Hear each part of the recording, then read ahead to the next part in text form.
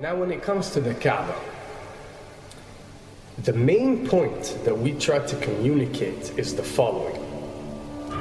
In Islam or in the Quran, God teaches that if all mankind and if all the jinn combine to sin and move away from God, then God doesn't lose one atom's worth of his kingdom. And if mankind and jinn combined to dedicate every second of their life to prayer and to worship of the one God, then God's kingdom doesn't gain one atom's worth as well. What does this philosophy teach you?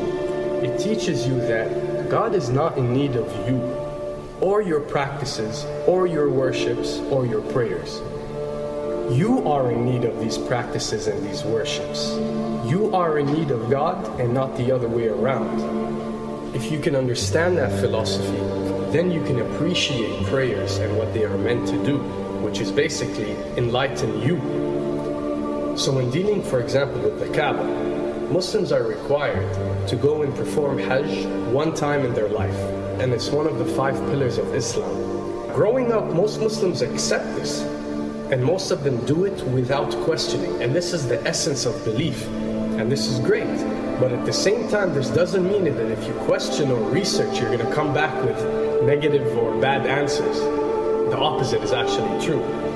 So when we started researching into the esoteric agendas and we started researching the elite, we found out how much certain type of practices and rituals can affect your lives. So when we went and placed this on Islam, we developed an even deeper respect for this religion and a far deeper respect for God and the creator of us. So when you go to the Kaaba and you circle around it 7 times, the essence of this worship is not that you are worshiping a stone, or that you are worshiping a house, or that you are worshiping a Kaaba. The Kaaba is merely the focal point or the centerpiece that all Muslims have to unite and focus their energy and prayers towards in a practice that is actually worshiping God.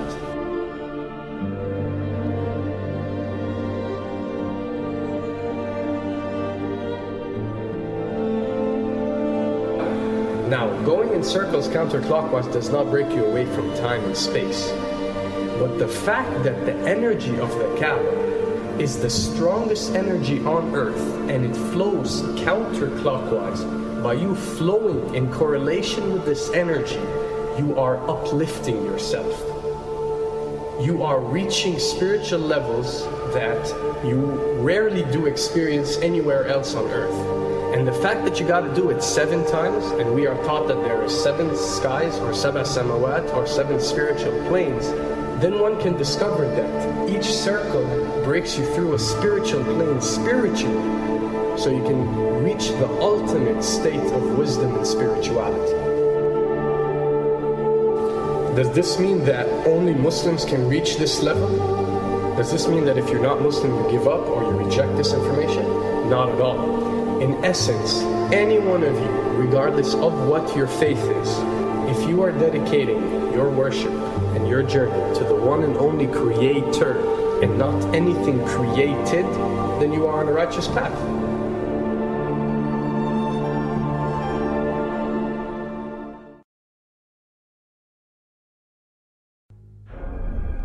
To begin with, the significance of 911. What you have to understand, and what we are trying to explain, is that when dealing with extra dimensions, or when dealing with beings from extra dimensions like jinn, for example, or when dealing with the Illuminati, or the elite, or people that follow a certain type of esoteric agendas, although me and you communicate through words and letters, they have chosen a different type of language. And this is a cross-boundary type of language. This is a language that goes across the boundaries, understood by all. And this is the language of numbers and shapes. And this is why whenever you do research about these groups, you'll find out that they practice something called sacred numerology and sacred geometry. What does this mean? It means that each number is given a meaning. Each shape is given a meaning. A meaning is communicated whenever a shape is presented or a number is presented by these specific groups. I'm not talking about random people or random groups. We're talking about specific groups that follow this type of agenda. When numbers are used, it signifies a certain type of meaning. When shapes are used, the same is followed. So, in their definition, in a numerological sense, 10 is the Alpha and the Omega, or the God. 11 is a step above God. 101 is a step above God. 911 or 911 is the skipping of God. It is the ultimate challenge. It is going from number 9, which has a specific meaning, to number 11 without going through 10.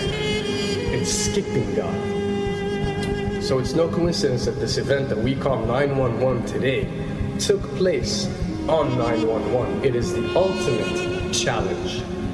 So now that we understood what 911 means, what other practice do we do that deals with 911? Calling a number whenever you are in an emergency.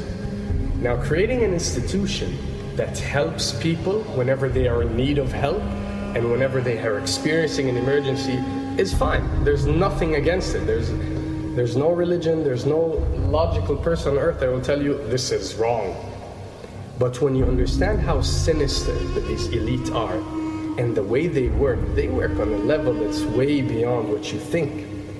So the fact that when you're experiencing an emergency or when you are in need of help, you have to pick up a phone and dial 911, which is the ultimate numerological definition of skipping God, then you'll understand how these people work.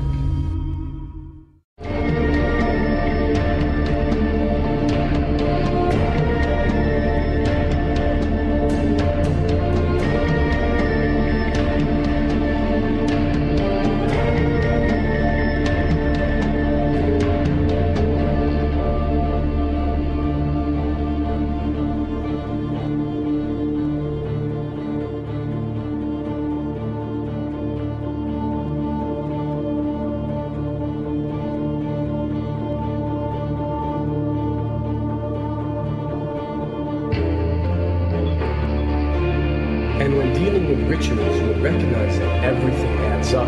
For something to be a ritual, everything has to be in place, everything has to be perfect. And my advice is, if you want to recognize that something is satanic, it has to add up in all sense. The numbers have to add up, the shapes have to add up, the event has to add up, it has to have one general meaning. The pieces of the puzzle fit perfectly. That's when you recognize when something is ritualistic or satanic.